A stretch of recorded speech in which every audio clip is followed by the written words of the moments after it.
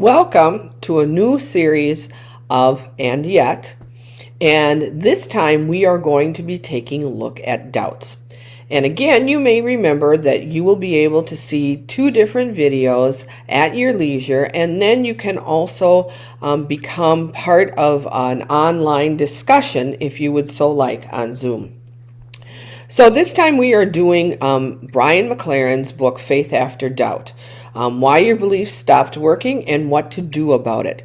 Now, Brian McLaren is a pastor. He was a pastor for over 20 years in a very conservative Protestant church, and he is also an author and researcher, and he is also doing consulting. You may remember Brian McLaren. We did last spring. We did his information on bias. He was the one that wrote the information we did on bias. But if we're going to talk about doubts, you can have doubts about a variety of different things. You could have doubts about your political affiliation or other groups, environmental or civic groups or organizations that you have been in. You can even have doubts about world views, the way you view the world should work, or the paradigms that you may know about. And then you definitely can have doubts about your religious beliefs. And that is what we're going to be focusing on mainly, but many of the things that we are doing here also relates to doubting things in other areas of our lives. Now, Brian McLaren says this, and I think this can be true for many people, is that they are a believer and yet they're also a doubter. And sometimes you can be a believer and a doubter exactly at the same time. The hard part is having doubts, as we will see, is not very comfortable. Living with that kind of sense of uncertainty is not comfortable. But it's almost harder to have doubts and pretend that you don't. That, not being genuine, can actually be a harder place to be in. So the question really is what is it that we can learn from our doubts? So in this two videos, we will take a look at why doubt is unavoidable, and what that actually means, and how it is actually necessary and valuable, and how is it that you can live with doubt and that you can learn from it.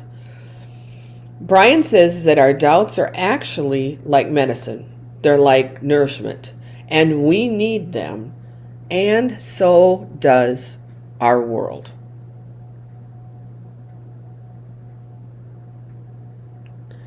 So if we need doubts to be able to move forward and grow as people, as societies, as communities, we need to grant one another permission to doubt. We need to believe that it is okay to doubt. And that doubting gives you an opportunity for honesty, courage, it gives you growth, and it gives you growth in faith itself. We need to see that doubt is not something as a fault or a failure to be ashamed of, but as in a dimension of having faith and being human. Humans doubt. Oftentimes we take a look at the story of Thomas who doubted Jesus, and we see that as a failure. Read that story again after you've gone through this series and see how doubt may be more a movement into growing in faith.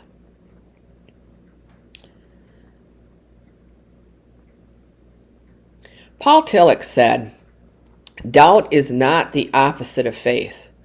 It is an element of faith.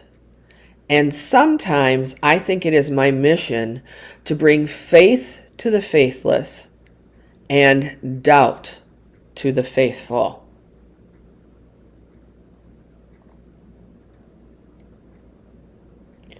Richard Rohr wrote a book entitled Falling Upward. You may remember we actually did this book in Coffee and Conversation and also in Forum many, many years ago. But what he says is that faith that we were first taught, that faith that we maybe inherited from our parents or what we have done, it stops working. And the doubt actually feels like you're falling out of faith.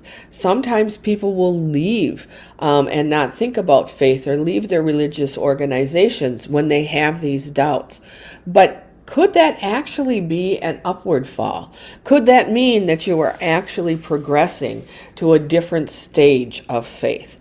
And what he says is that many people, this faith crisis happens in midlife. During the middle years, and so it's more of a developmental kind of a stage. Now, Brian McLaren says that this faith crisis, if that's what you want to call it, or this doubting, actually happens at the time for baby boomers or even older generations. It does happen at the time of midlife. But the interesting thing is that now this is happening with younger generations earlier. And that doubt floods in at earlier and younger stages. So this faith struggle may actually be more of a faith issue than a stage of life. But what this means is that there's a massive cultural shift that makes traditional beliefs less and less viable for more and more people. This may be what is at the root why we do not see as many young people going into mainline denominations and becoming part of those organizations. Because this leads to hundreds of thousands of people watching their doubts grow and their religious identity weaken. The doubts may be about God in general. It may be about the Bible.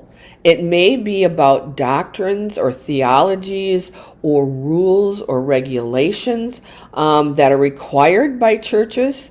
Or they may also just totally doubt the religious affiliation, the religious denomination, the church itself. So that doubt can be coming from a lot of different areas.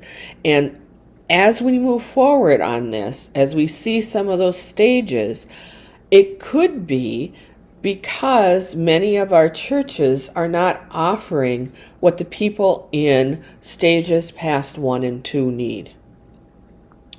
So, this is why doubts are so scary and painful. This is the descent that you take once you take into doubt. So, doubt is loss. So as you take a look at doubting, nobody really teaches you how to grieve something like your faith or grieve a sense of loss. Rachel Held Evans was a wonderful writer and theologian, faith professional that died at a very young age. But she said that Christians didn't want to listen to me. They didn't want to grieve with me, or did they want to walk down what was a very frightening path for her. What they wanted was to fix her. So being open-minded or open-hearted, as a Christian, you can be seen as very much a liberal, and you can be seen as dangerous. Often the idea behind this is if you open your mind, it's like an open window. You need a good screen to keep the bugs out. We will see this, and I have seen this for years in education. If you bring up things that may be uncomfortable or not part of the norm or outside of the box, many times it can be seen as something that's going to lead people astray, that it's going to corrupt them. And as we will see, this is very true and part of stage 1 faith. So what happens with doubt is you're kind of stuck. You're in between two minds. You have one mind that believes and one that doesn't. And there's a tension. There is a distress or a division there. Before the doubt ever came in, you just simply believed. You were innocent. You had an undivided mind. You saw something with one vision. And there was a feeling of confidence. And it was comfortable. It wasn't distressful. But once that unity of mind slips away, there are some casualties of doubts. And it may be that This is one reason why people don't move forward and grow in their faith, because doubting is what you need to do that, and that often is not very comfortable. So faith is a mental map called a paradigm. You've heard of paradigms before. Sometimes they can be called stories, worldviews, the way you look at things. But what happens is when a paradigm fails, we need to seek a new one, and we go through a paradigm shift. But the failure of a paradigm is traumatizing. We are living in changing paradigms right now.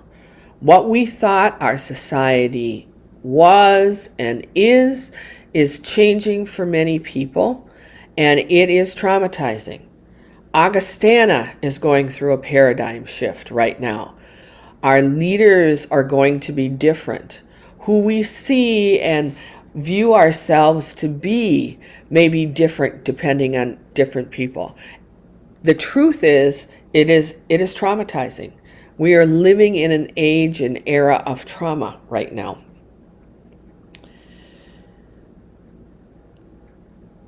So doubt oftentimes can be seen as loss. So if you believe that God is an almighty supreme being who's a very strict father and a judge, and yet loving and gracious and forgiving, but if he's only that, if you have a firm, unwavering faith, which really means correct beliefs. What that means is that it's a stage one belief that you have to believe this way. So if you doubt, it may mean that you see God would turn against you, and that God would punish you, and God would send you to hell. This is where you get the ideas that God is doing things to punish you because people did not have correct beliefs. And if falling into the hands of an angry God isn't scary enough, falling into the hands of angry believers is equally as scary. So doubters, if you are going to take the risk to doubt, you will go through very similar stages as that of other grieving processes. First, you may hit the denial. No, I'm really not doubting anything. I'm okay. Everything is fine. Oh, praise the Lord. Everything is great. But then you may also go through a sense of anger. You know what? If I didn't read this stupid book, then maybe everything would be fine. If the pastor didn't go ahead and say that and challenge us on something, then I would be fine. Maybe it's the church.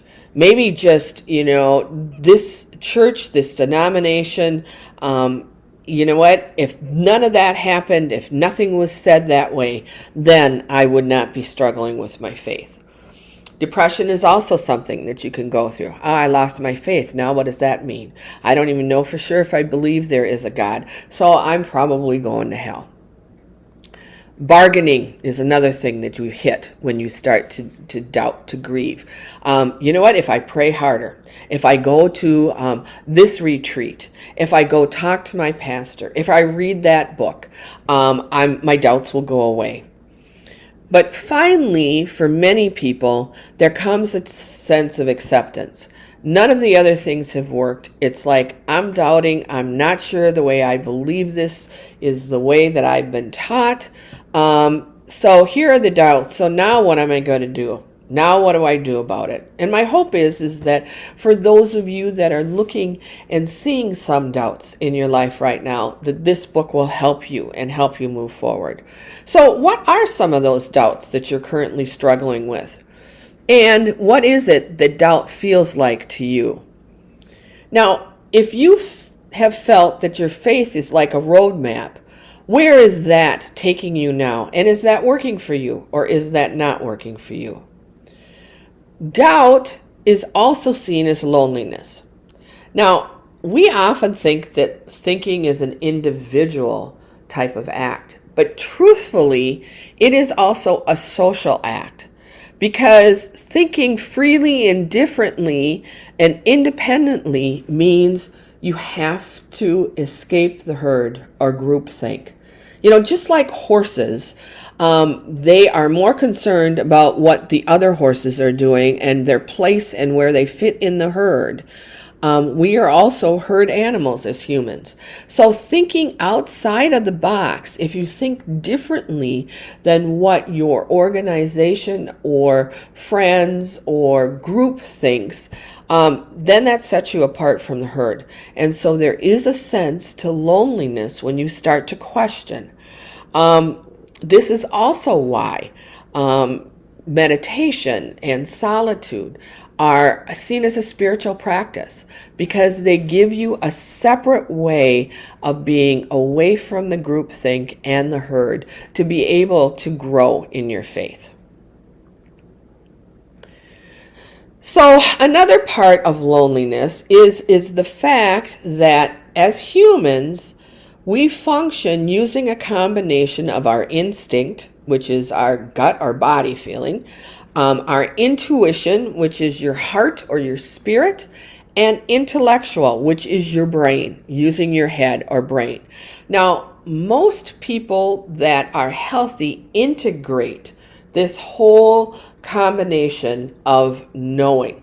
And next season, we are going to be taking a look at a book that's called Whole Brain Living, and it is fantastic. It is from the author that we looked at her TED Talk that was called A Stroke of Insight. She's the brain scientist that watched and recorded and dealt with having a stroke and how that affected her brain. She is talking about using all of these areas and how that relates to the brain.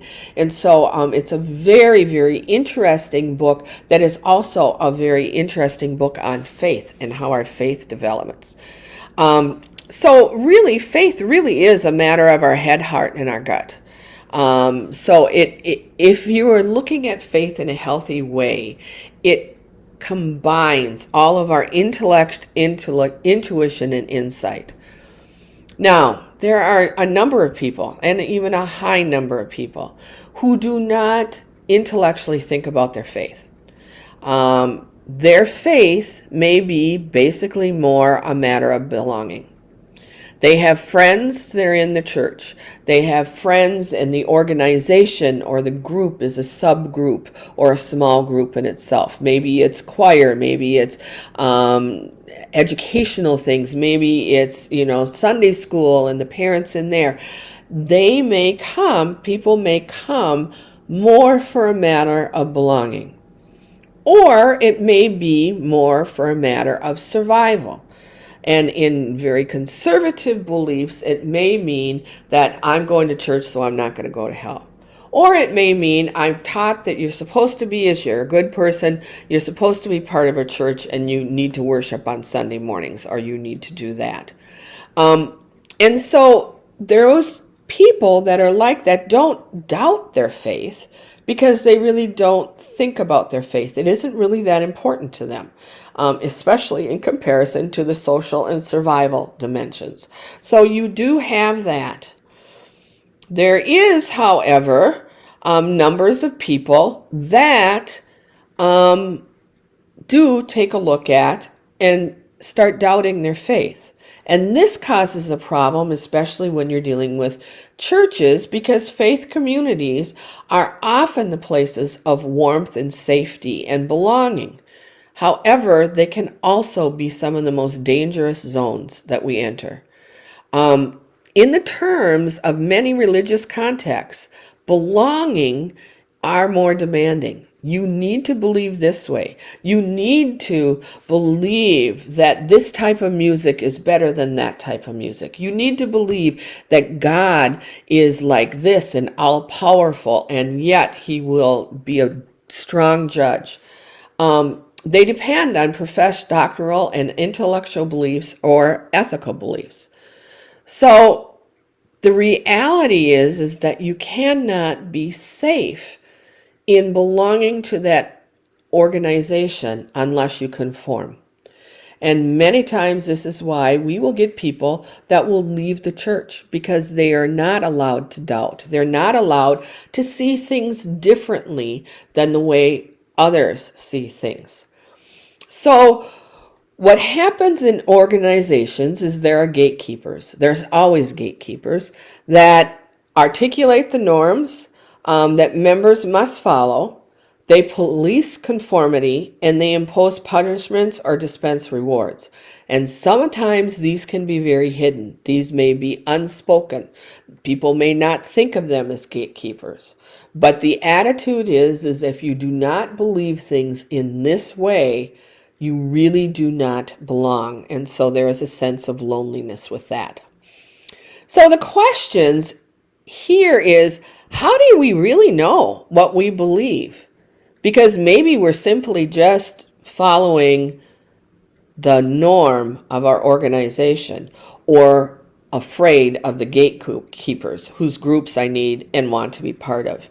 We all know what it feels like at times to question what's going on in our groups or our families or whatever, and be really concerned about, you know what, if I bring up this doubt or this question or take a look at this outside of the box, you know what, I'm going to end up being out of the group. So how is it that a community could hold beliefs as something other than tests of belonging? Is there a way that people of a variety of different beliefs can be able to still be part of one group? And then what are some of the unspoken beliefs that are norms at Augustana? Oftentimes we don't take a look at that. What are some of those norms? What are some of those general beliefs? And they may be more even about how Augustana functions. I've heard people say, well, that's not Augustana. That's not Augustana's way. Well, what does that really mean? And when have you ever conscientiously differentiated yourself from the herd? Or when have you felt bad for not doing so? Have you been in the situation where you felt differently and you never brought it up because it did not feel safe? All right, loneliness can also, and doubt can also be seen as crisis. It will feel like a crisis. It will feel very different. And many times what happens is people will go and believe that if they spend more time in Bible study, more time in prayer, worship, or Christian fellowship, the doubts would decrease. But for others, they increase. You know, what happens if you have something tragic that happens in your family? Maybe an untimely death, something that seemed very unfair, and somebody that you really trusted, turned around and said, well, you know what, if you would have prayed more, if you would have believed this wouldn't have happened. Now, again, that's a stage of faith and faith belief. But many people believe that their doubts are something that are a weakness. But unfortunately, sometimes for many people, more study in the Bible leads to more contradictions. You know what? Versions of stories that are told from one storyteller to another can be different. How God is. God can be extremely loving, and then you flip 2 pages, and then all of a sudden God is this cruel, vindictive person that is destroying the world or destroying people. So, how is it that those inconsistencies can be there? And it feels very much like a crisis. Sometimes people will go ahead and take a look at religious organizations. He said the religious industrial complex, which I thought was kind of interesting. But sometimes people will go ahead and look and go, boy, how petty and shabby religious people can be. We get called and told that all of the time. And there is a truth to that. Sometimes you take a look at religious organizations and you see how often money reigns. How much money is expended with little personal and social transformation? Where is, that kind of money going to? Sometimes it may be the religious professionals, the pastors, or whoever who are enmeshed with that church and that congregation, and there can be an arrogance and a sense that this person is very much authoritarian and running the show that way. Again, that would be part of a stage. Then you have congregations that measure their success outwardly. It is how much money they have, how much money they have to give away, how much money that they have to support themselves, how great the facilities are, what the attendance is. We are living in a society where churches oftentimes are being talked about. Well, how many people do you have come back? And what is your stewardship like? This would be a way of measuring the success of congregations based on something outward. And is there something else that we as congregations should be looking at? So some people, it may not be the institution, it may be Christian theology. And some people, that Christian theology brings a sense of relief and comfort. For others, it's really confusing and terrifying, and still yet there are others that will take it and they become very arrogant and very judgmental. Well, the Bible says, all right? So if you're taking a look at the fact that you know exactly what the Bible says in that situation, it can lead to a sense of judgment and arrogance. I didn't know this, but Mother Teresa did confess to years of not feeling God's presence, and did not feel that God was even real to her. And you can imagine working with what she was doing. It would be, my God, why have you forsaken me? So doubts are common among all people, participants in the congregation, but they are also common among pastors, priests, and rabbis. And this may be uncomfortable for some of you, but the reality is that doubts do not destroy your faith.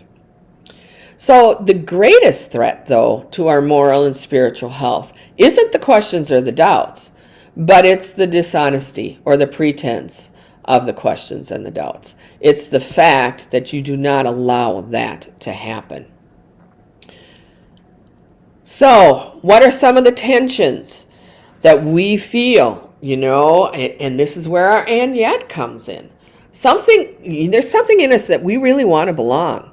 And yet we want to be free. We want to be free to be our own person, to be authentic, to be genuine, to bring forth the spiritual gifts that God has given us, even if they may not be something that you conform to. There's something in us that wants to be honest. And yet we also want to be liked. So how oftentimes do you sacrifice your honesty because you would be liked?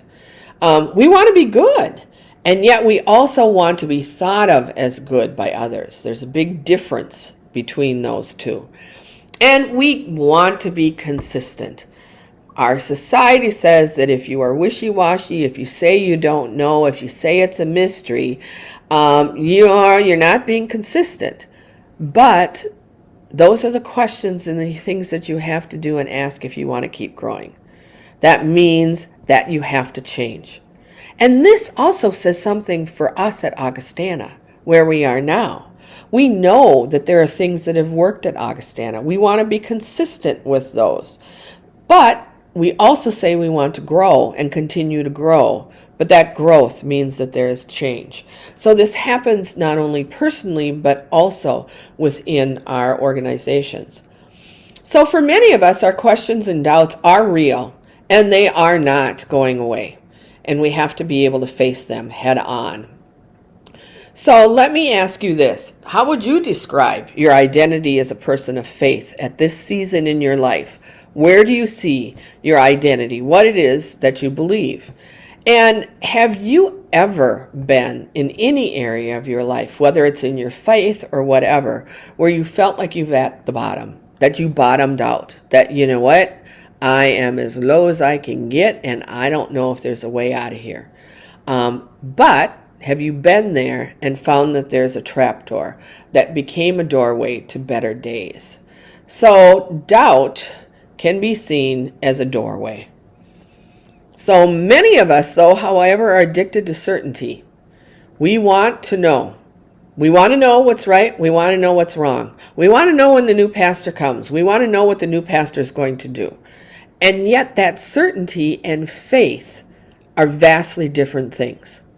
Let me say that again. Certainty and faith are not the same thing. They're vastly different things. Because here are some of the assumptions about certainty. Certainty is the same thing as truth, if you are sure it's truthful. And that is not correct. And that there can't be any meaning to anything unless you are certain. So if things are gray or mysterious, you really can't believe in them because it isn't solid certainty. So what does this mean for us if doubt's going to be a doorway? Many people and many of us like to build a fortress, and it can be on the solid foundation of the Bible. But that solid foundation is built with solid principles of interpretation. And what happens if the interpretation may not be correct? We're finding this out in Caroline Lewis's talk and stuff in forum about Revelation. Revelation is not the book that many people think that it is. The interpretation of it has been very incorrect. So if we let doubt in, or if we question one moral absolute, there's a fear that we're going to be questioning everything. So you know what? Again, you do not want to open up that window of listening to or hearing things that are going to challenge you or be different, because once you do, it's all going to crumble down. So often, people are hoping to suppress these inconvenient questions and doubts. When they are doing that, they often become more rigorous in defending what they say or believe, and they attack those who see things differently. People are making a commitment to hide all uncertainty. We see this in our society. That's why people are trying to be so certain, and then they will be so aggressive and so attacking. It is often the case that the people who attack and argue most loudly are doing so to convince themselves. They have doubts. And yet, are we actually fighting for God, or are we actually fighting against God? As we see and take a look at God, can God grow and change with where we are in society and move forward? So are we actually fighting for God, a God that would be stagnant, or a God that is going to be growing and mobile? So Jesus, let's talk a little bit about Jesus. On Sermon on the Mount, Matthew chapter 5. Jesus said a total of 5 times, "You have heard this said, but I say to you." Okay? Yes, but. Yes, and. This is what is said. This is what we know. This is the ancient truth. This is the accepted belief. But Jesus each time said, yes, and. Yes, but there is more. Jesus challenged, expanded, he reinterpreted, and developed further of these truths. Jesus modeled that conventional beliefs deserve to be doubted.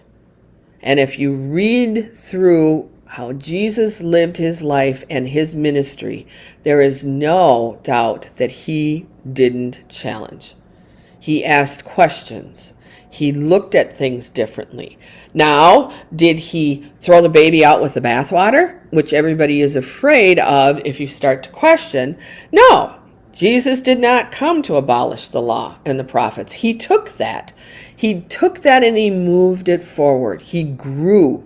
He made people grow in their faith and understanding. Those truths were not the destination. They were there to invite people to grow, to change, to explore, and to continue on a journey of faith. Jesus' intent was to have people move forward in their faith. So, maybe faith was never supposed to be a fortress.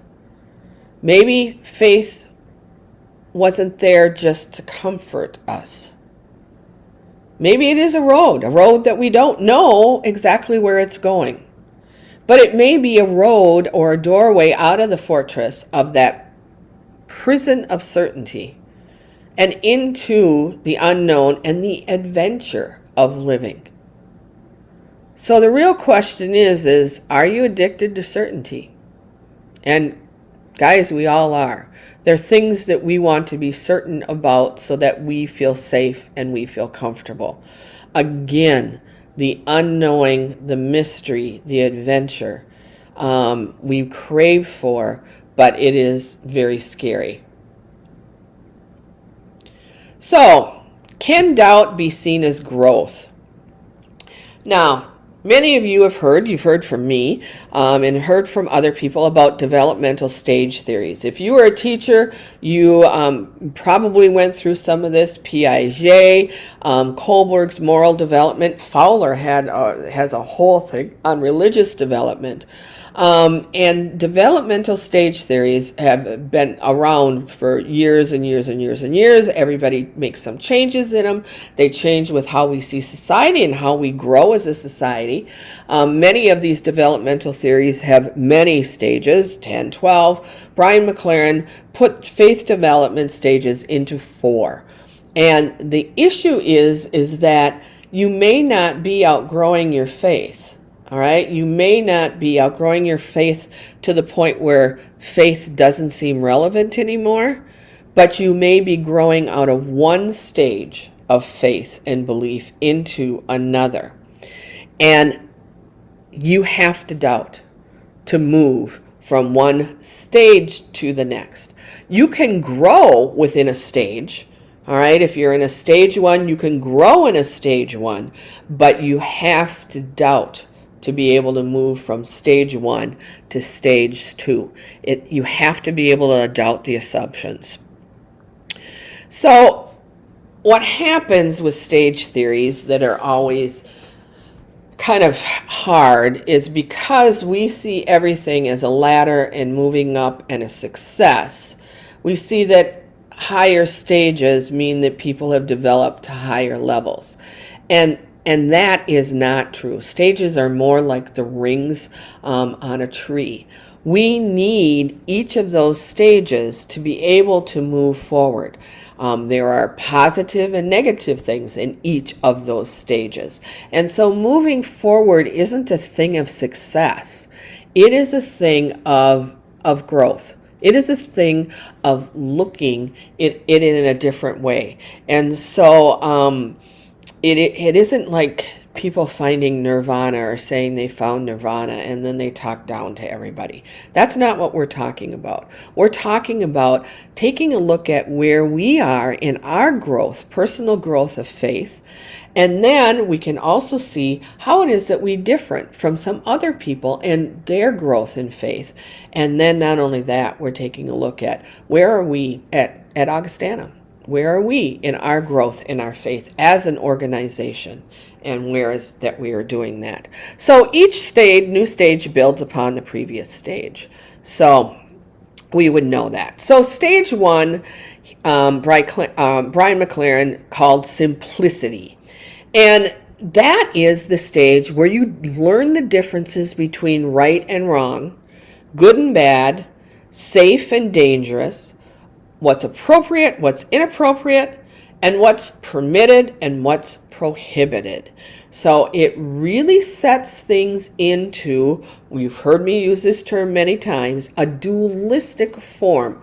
You're 2 categories. It's either right or it's wrong. There's no gray area in there. This is the core belief. This is what you have to believe. All right, you believe anything different, then you are wrong. The other thing about this stage is that you need to have an expert, a big person, a specialist, oftentimes this can become the pastor in a congregation. And they are seen as older, wiser people. They make rules and we follow them. We ask questions and then they answer them. They give commands and then we obey them. We have problems and they solve them. So stage 1 would be very, very tied to the authority figure or the pastor. This is when people don't want to go to a Bible study unless a pastor leads it.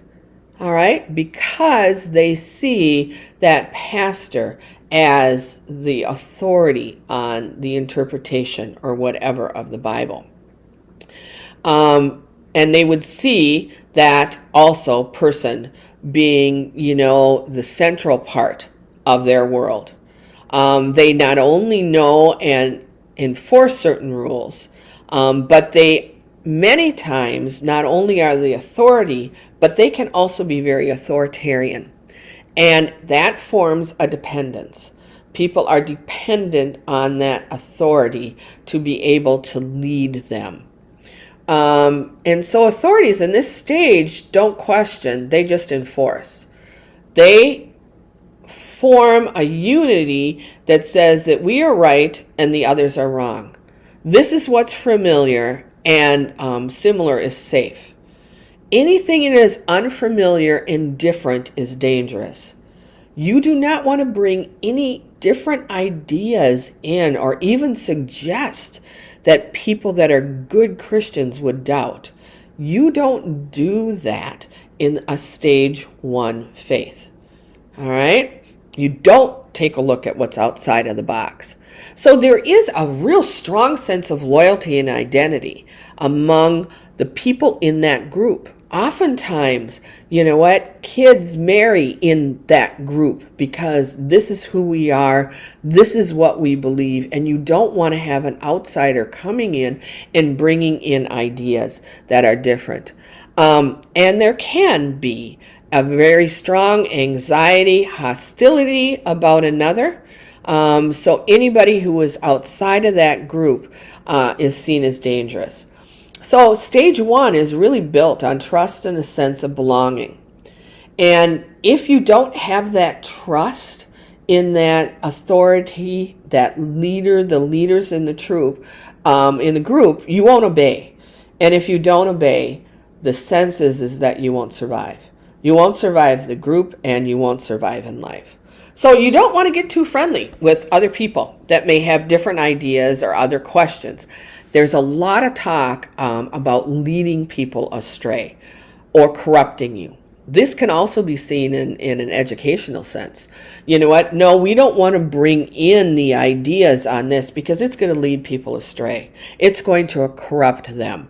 We hear a lot of that in the religious communities in stage 1 and in stage 2. That idea that anything that's going to be different and challenge or have you think about things differently, it's going to lead you astray. There is this sense that we are the good guys and people that are not in that group are the bad guys.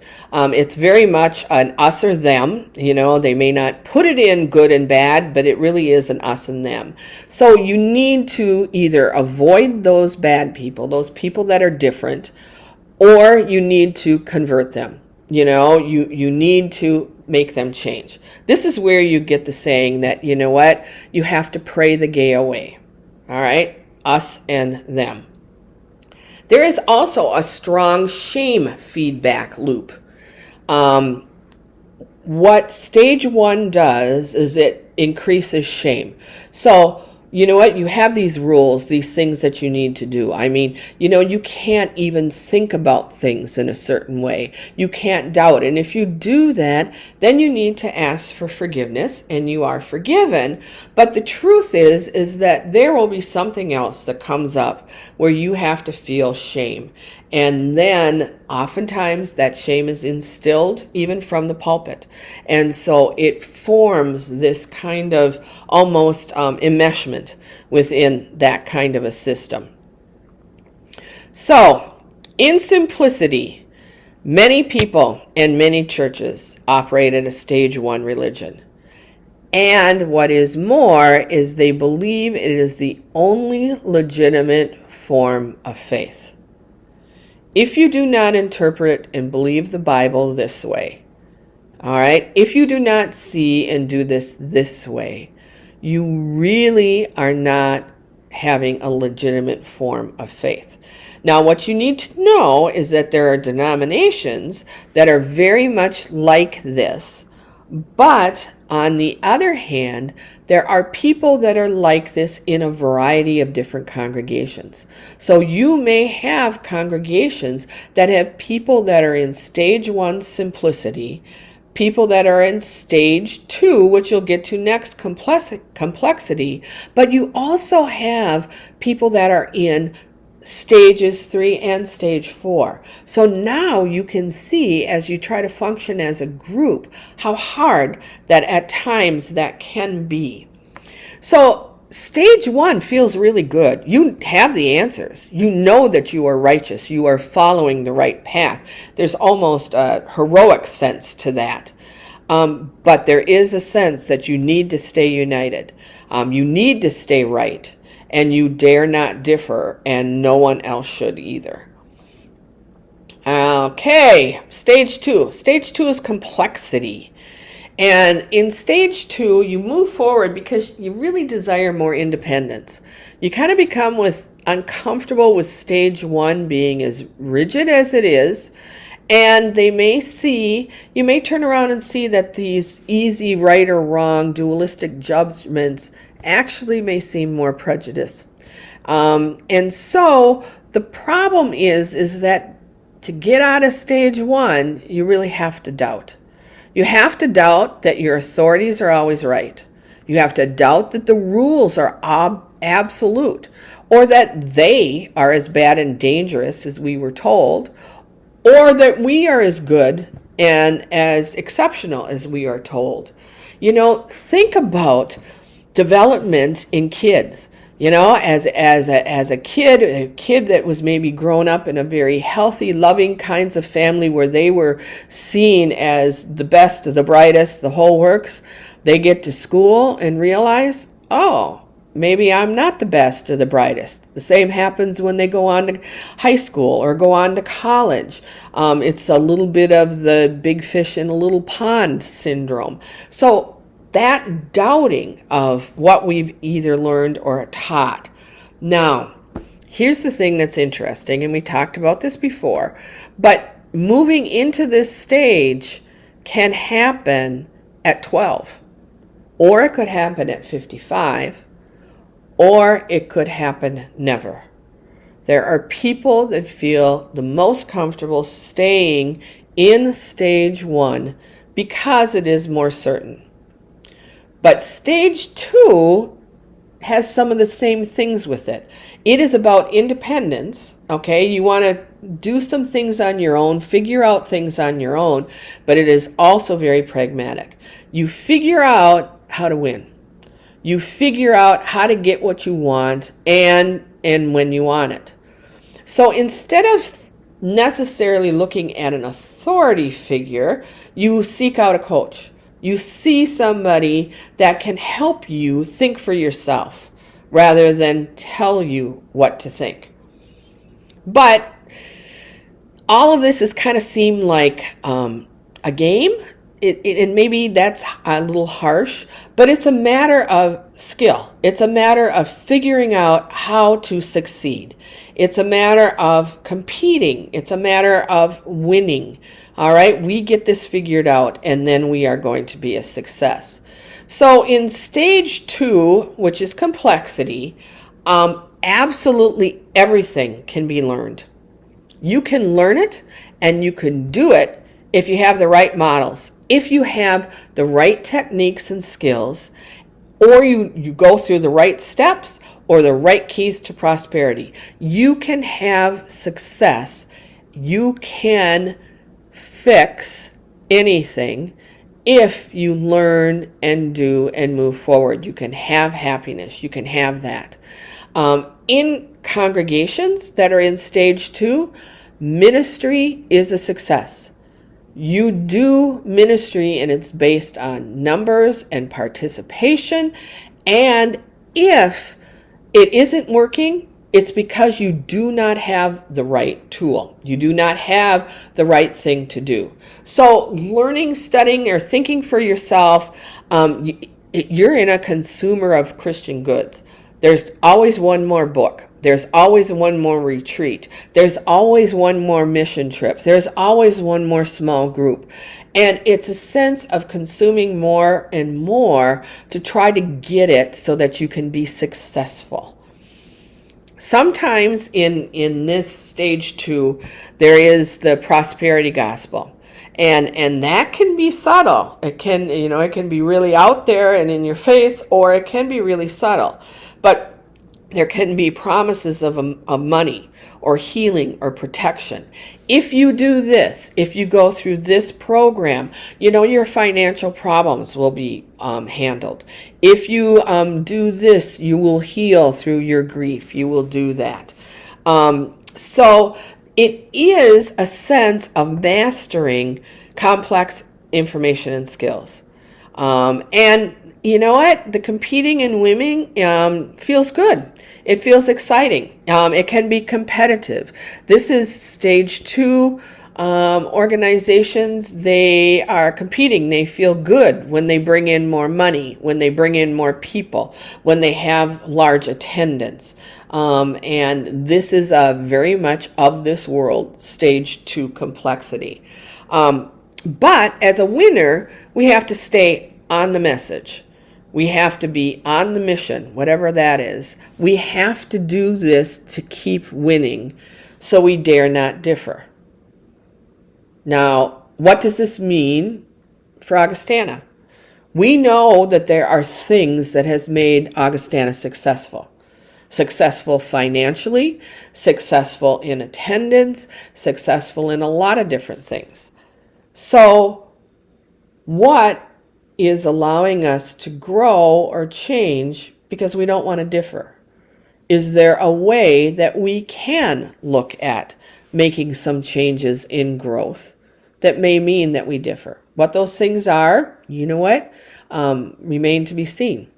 But I think that putting it in this concept makes change maybe a little bit easier to handle or a little bit easier to swallow. So, when you look at complexity, being effective and successful is really the true goal. That is, we're going to look good. It is very much of this world. But what happens if becoming highly successful achieves the wrong goals? What happens if it isn't moving people forward really in their faith? What happens if being part of a big church with great facilities, dynamic programs, and prestige, what if that elegant mansion of stage 2 complexity isn't enough? What happens? What are we doing for the people that have moved past this stage? So here are some questions, guys. When you take a look at the stages, and again, the stages are necessary. They're necessary for each of us to grow through. But what was most fulfilling and rewarding about stage 1 faith? If you look back on what stage 1 faith is, with its not being uncertain about things, with being rigid with that, what are some things that are good about that? And what are really some good things that are good about stage 2 faith? What are those rewarding things that are helping there? And then describe how stage 1 and stage 2 may begin to feel less fulfilling and rewarding. All right. Now, let me tell you that there are other stages to move into and to move beyond, because sometimes this may feel really like you are giving up your faith. And so, hang in there, because you will see that there are some different things coming up. So our next video in this series will be available on December 8th. And then a Zoom discussion of this whole series on Faith After Doubt will be happening on December 14th from 6:30 to 7:30 p.m. All you need to do is email me, contact me. You can do that, a couple days before, and I will go ahead and send you the Zoom invitation for that. So, I want to thank you for hanging in there and for doing this. And if I do not see you before Thanksgiving, I hope you have a wonderful Thanksgiving, and we will see you again after Thanksgiving. Thank you.